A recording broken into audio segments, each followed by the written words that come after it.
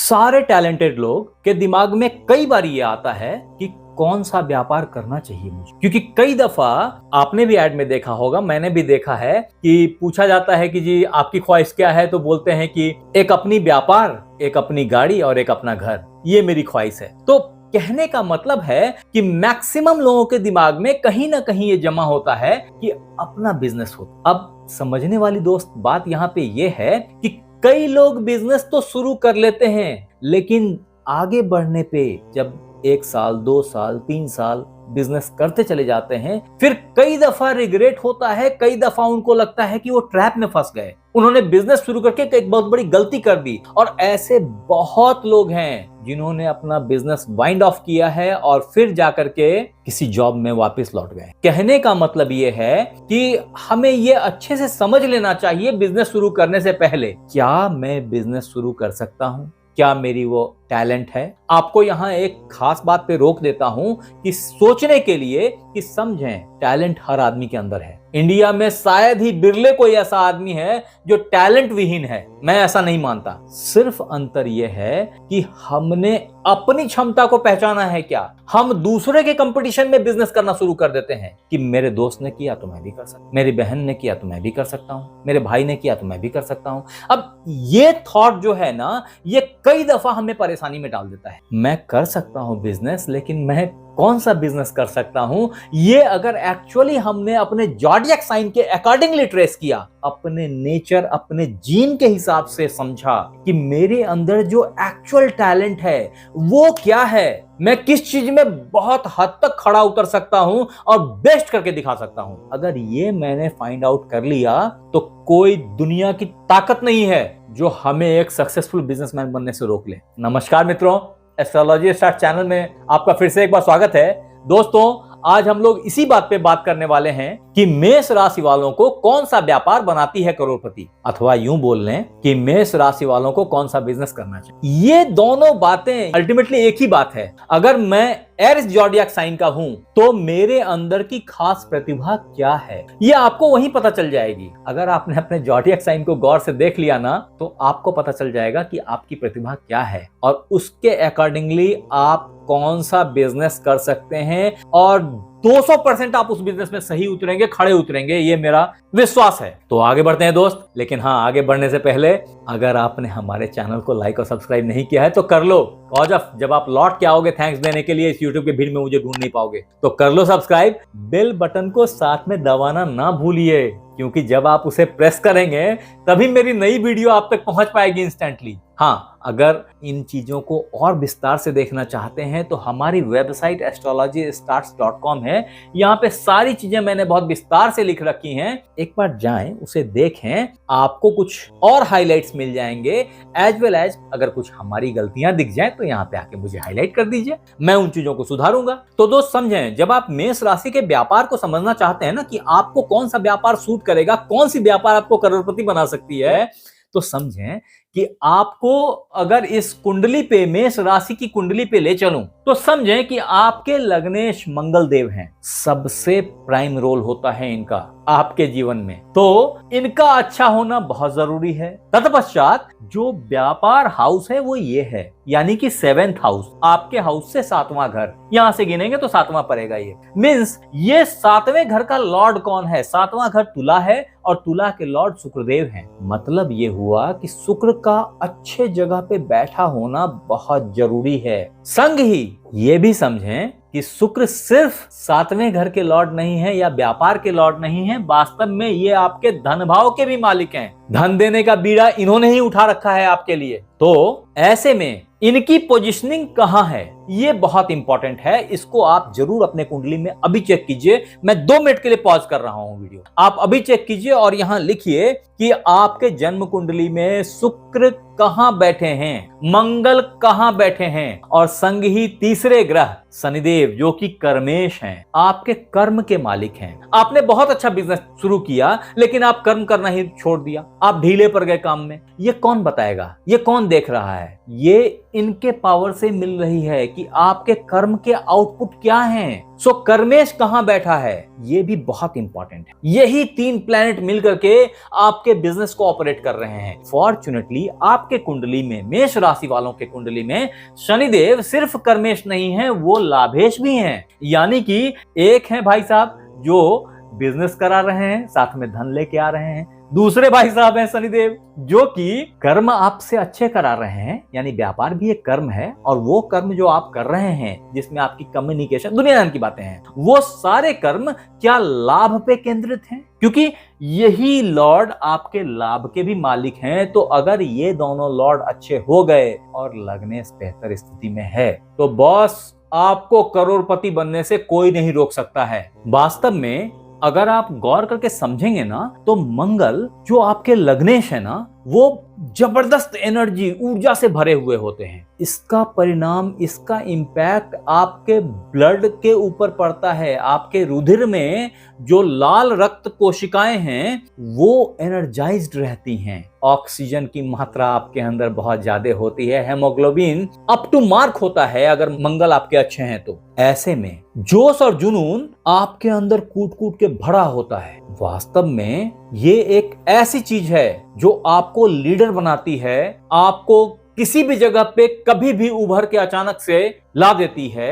आपकी पराक्रम दिखाई पड़ती है लोगों को, जो एक सफल व्यापारी और सफल सेल्समैन दोनों के रूप में स्थापित करती है। वास्तव में देखा गया है कि अच्छे व्यापारी खुद एक अच्छे सेल्स पर्सन होते हैं, कन्विंस करने की जबरदस्त क्षमता होती है। ये सब आपको मंगल देव ने दिया है, फॉर्चुनेट, और वही आपको सफलता दिलाएगी। अब दोस्त, एरिस ज़ोडिएक साइन बिजनेस के तहत अगर बेस्ट आइडियाज की बात की जाए जो आपके राशि वालों के लिए एकदम फिट होता है, एकदम बढ़िया होता है, सक्सेस दिलाता है, ज्यादातर छाप मोटा पैसा कमाने की अपॉर्चुनिटीज क्रिएट करता है और लाइफ को एक स्टेबिलिटी देता है, उनमें पहला है जो मंगल का प्राइम क्षेत्र है, उसको रियल एस्टेट बोलते हैं। कहने का मतलब है कि मंगल रियल एस्टेट और कंस्ट्रक्शन का मालिक है। इसलिए आप इन चीजों में या रियल एस्टेट से रिलेटेड कोई भी बिजनेस हो, जैसे सीमेंट सप्लाई कर रहे हो या सीमेंट की मैन्युफैक्चरिंग कर रहे हो, आयरन की मैन्युफैक्चरिंग कर रहे हो, टीएमटी सरिया बना रहे हो,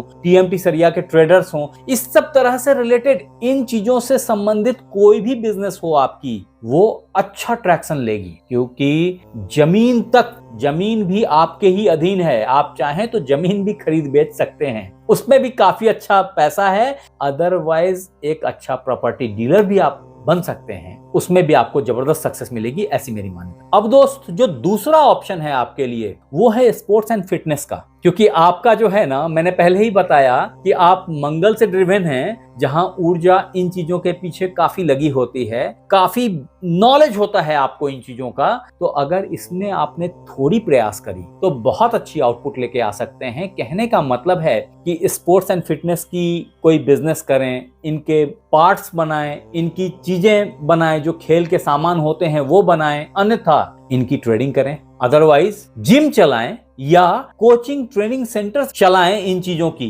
तो भी आप अच्छा पैसा कमाते देखे गए और बिजनेस में जबरदस्त सफलता प्राप्त किया है। मैं बार बार बनाएं क्यों बोल रहा हूं, क्योंकि आपका मैन्युफैक्चरिंग के तरफ भी अच्छा इंक्लिनेशन होता है और वहां पे इन चीजों की मैन्युफैक्चरिंग आप महारत के साथ कर सकते हैं, सफलता के साथ कर सकते हैं और एक स्टेबल बिजनेस को हासिल कर सकते हैं। इसके बाद भी एक अच्छा फील्ड है जो आपके लिए है, दैट इज सिक्योरिटी। अब सिक्योरिटी में सारे आ जाते हैं, जैसे पुलिसिंग है, आप उनकी वर्दी बना सकते हैं, उनके गन्स बना सकते हैं, उनके ढेर सारी चीजें हैं, शूज हैं, गम शूज हैं, दुनिया जान की चीजें हैं जो आप बना सकते हैं, आर्मी की चीजें बना सकते हैं, गार्ड्स, होम गार्ड्स के लिए भी कुछ इस तरह के प्रोडक्शंस कर सकते हैं। मिला जुला करके जो चीजें सिक्योरिटी के अराउंड चलती हैं, इंक्लूडिंग कैमराज, वहां तक आपकी एक मजबूत पकड़ है, मजबूत पहुंच है, आप ये सारा काम कर सकते हैं दोस्त, और अच्छा बिजनेस स्टैब्लिश कर सकते हैं, अपने आप को समाज में साबित और स्थापित कर सकते हैं, ऐसा है। इसके साथ ही फायर फाइटिंग इक्विपमेंट्स हैं, ये भी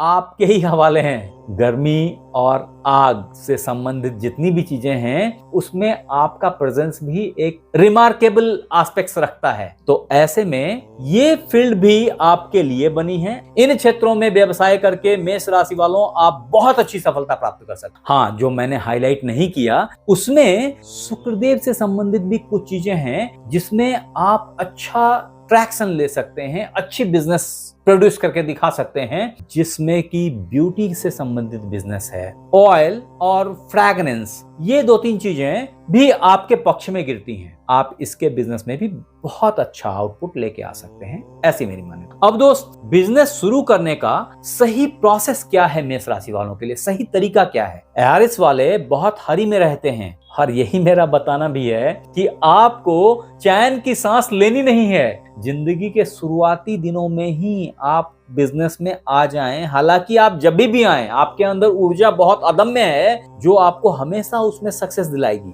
लेकिन आपकी मेंटल स्टेट भी वो नहीं है कि आप आराम से कहीं नौकरी कर पाएं। ऐसे में जो बिजनेस स्टार्ट करने का सही टाइम होता है आपके लिए, वो जीवन के शुरुआती दिनों में ही हो जाते हैं, खास करके 40 साल से पहले पहले। हाँ दोस्त, यहाँ पे एआरएस बिजनेस हॉरोस्कोप के तहत एक जो इंपॉर्टेंट एस्पेक्ट है ना, वो ये है, और आपको याद रखना चाहिए कि यूजुअली आपकी पार्टनरशिप में बिजनेस स्टैंड नहीं करती है। ये आपके साथ एक प्रॉब्लम है। हाँ, बिजनेस करना है तो आपको इतनी चतुराई तो रखनी पड़ेगी कि आपको सामंजस्य बिठाना पड़ेगा, सिर्फ पार्टनर से नहीं, क्लाइंट से भी, वेंडर्स से भी, सबसे। लेकिन फिर भी ये कॉमनली देखा गया है कि मेष राशि वाले पार्टनरशिप में बहुत अच्छा और बहुत लंबा नहीं चलते। ऐसे में अगर आपको पार्टनर रखने की जरूरत हो या आपकी बिजनेस बड़ी हो जहां बिना पार्टनर के बिजनेस रन ही नहीं कर सकता, तो ऐसे में आपको प्रयास ये करना चाहिए कि आपको शुक्रदेव से संबंधित जो इनकी राशियां हैं, यानी तुला राशि और वृषभ राशि, इन दोनों को पार्टनर बनाना चाहिए। अन्यथा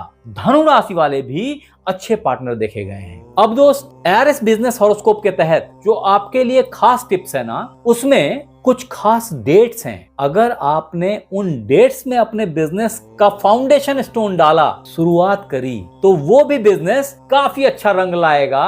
कई दफा लोग पूछते हैं ना, मुहूर्त क्या है ये, तो उसके लिए मैं बता रहा हूं। तो समझें कि 9, 18 और 27 किसी भी महीने की हो, ये आपके लिए एक प्रोस्पेक्टिव लकी डेट्स हैं। इन दिनों में स्टार्ट किया हुआ बिजनेस बहुधा अच्छा रंग लेके आता है। तत्पश्चात 21 मार्च से 19 अप्रैल ये एक प्राइम फेज होती है, जिस फेज में अगर आपने प्लिंथ स्टोन डाला, फाउंडेशन डाला, तो वो बिजनेस बिल्कुल रॉकेट की तरह ऊपर जाएगा। अदरवाइज ये टाइम फ्रेम में एक और ऐसा पक्ष होता है जो कि होता है 15 अप्रैल से 15 मई तक का। ये वक्त भी काफी अच्छा होता है। हालांकि इस समय में चीजें उतनी सुलझी हुई नहीं होती हैं, आपका दिमाग तीव्र गति से काम करता है, प्लानिंग के लिए बहुत अच्छा टाइम होता है। अब दोस्त, अगर अच्छे दिन, लकी डेज की बात की जाए ना, एआरएस बिजनेस मैन के लिए या वुमेन के लिए जो भी बोल रहे हैं, तो ऐसे में वो डेज होते हैं यूजुअली मंगलवार और शुक्रवार, कभी कभी शनिवार भी। ये तीनों ही दिन आपके लिए काफी अच्छे होते। अब दोस्त, मैं बात करूंगा एआरएस बिजनेस मेन वुमेन के प्रॉब्लम्स जो ऑलरेडी बिजनेस में हैं और उनको ढेर सारे प्रॉब्लम्स आ रहे हैं। They are looking for remedies. तो वो रेमेडीज क्या है, वो सॉल्यूशन क्या है, वो टोने टोटके क्या है, वो इलाज क्या है, जिससे कि आप बिजनेस के खराब चल रहे गति को बेहतर बना सकें, डिरेल हुई बिजनेस को पटरी पे लेके आ सकें।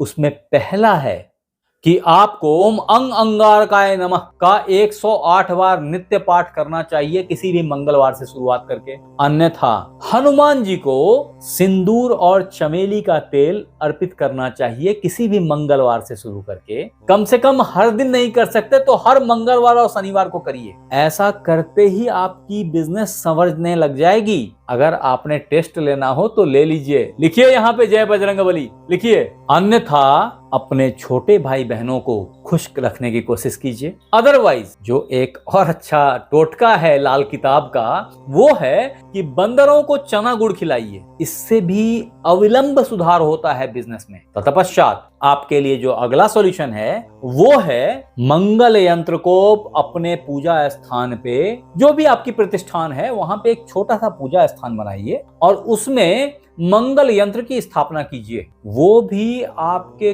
कर्ज से लद रहे बिजनेस में सुधार लाना शुरू कर देगा।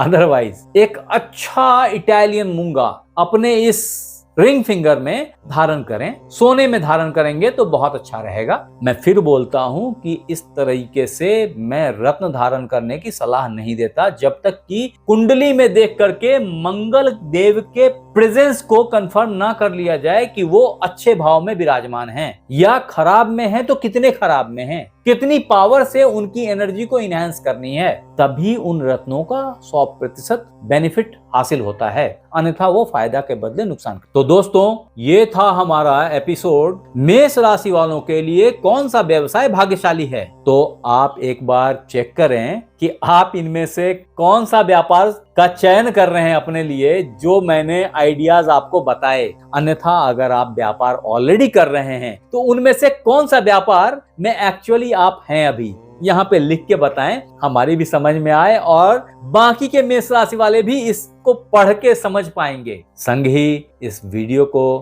किसी जरूरतमंद को शेयर करें जिससे उनको भी एक सही दिशा मिल पाए। आप हमारे साथ बने रहे इसके लिए बहुत बहुत धन्यवाद। आपसे फिर मिलते हैं अगले एपिसोड में, तब तक अपना ख्याल रखें। धन्यवाद।